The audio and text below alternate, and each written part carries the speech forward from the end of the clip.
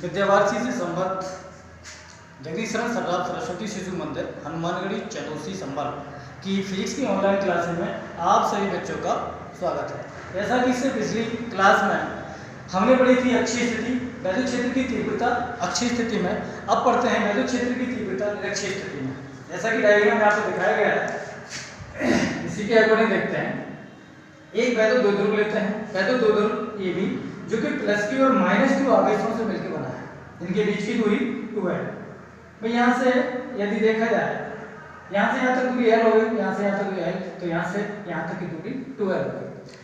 +q और -q दोनों आवेशों से r दूरी पर एक बिंदु P है जहाँ वैद्युत क्षेत्र की तीव्रता हमको ज्ञात करनी है। देखने वाली बात यह है कि बिंदु A से और बिंदु B से जो P की दूरी है वो बराबर है। तो अब देखिए वैद्युत क्षेत्र की तीव्रता का जैसा कि सूत्र हमारे पास पहले था, उसी सूत्र से बात करते हैं कि वैद्युत क्षेत्र की तीव्रता का सूत्र होता है 1/4 pi epsilon not q upon r²। ये वैद्युत क्षेत्र की तीव्रता का सूत्र है।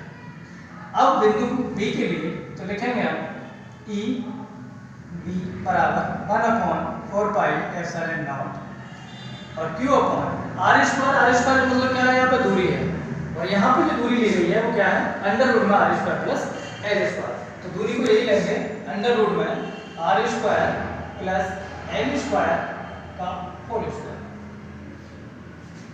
स्क्वायर से ये हट जाएगा और यहाँ पे वैल्यू क्या बचेगी हमारी Eb बराबर 1/4 pi epsilon not q upon r² plus l²। Equation first. इसी प्रकार यदि बिंदु A की बात करेंगे तो बिल्कुल सेम इसी की तरह लिखेंगे EA बराबर 1/4 pi epsilon not q upon r² plus l²। Equation second. अब परिणामी वैद्युत क्षेत्र की तीव्रता, तो परिणामी वैद्युत क्षेत्र की तीव्रता, परिणाम में एक चीज ध्यान देने की यहाँ पर कि वैद्युत क्षेत्र की तीव्रता को हम दो घटकों में विभाजित करते हैं, एक तो कॉस के घटक में, दूसरा साइन के घटक में। साइन के जो घटक हैं वो एक दूसरे के लंबवत होने के कारण वो एक दूसरे को निरस्त कर देंगे, जबकि कॉस के घटक जुड़ जाएंगे आपस में। तो यहाँ परिणामी जब निकालेंगे तो परिणामी में क्या करना है कि E बराबर EA कॉस थीटा, कॉस का घटक जुड़ेगा, और EB कॉस थीटा। EA और EB इनकी वैल्यू यहाँ से लेंगे, EB की ये है और EA की वैल्यू ये है। तो देखने वाली बात ये है कि दोनों चीजें सेम हैं, एक जैसी हैं।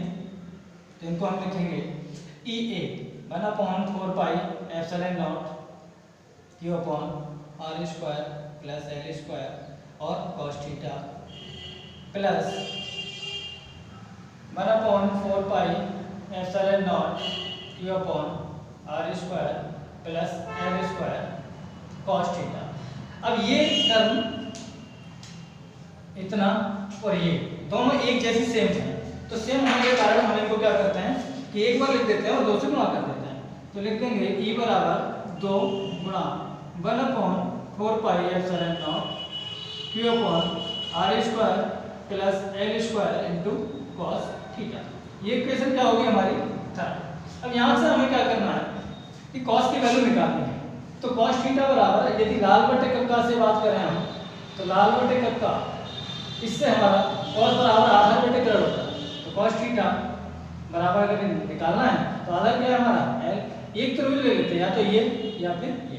तो इस त्रिभुज से बात करेंगे तो cos थीटा बराबर l अपॉन कर्ण क्या होगा हमारा BP।